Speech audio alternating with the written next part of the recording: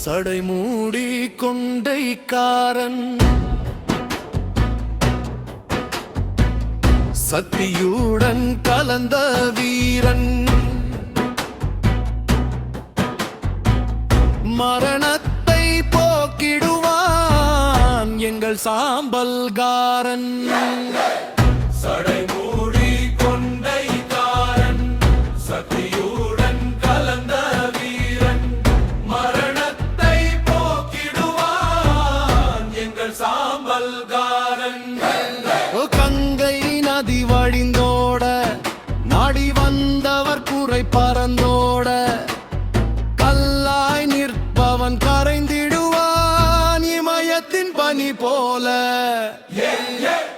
சடைமூடி கொண்டைக்காரன் சக்தியுடன் கலந்த வீரன் மரணத்தை போக்கிடுவான் எங்கள் சாம்பல்காரன்.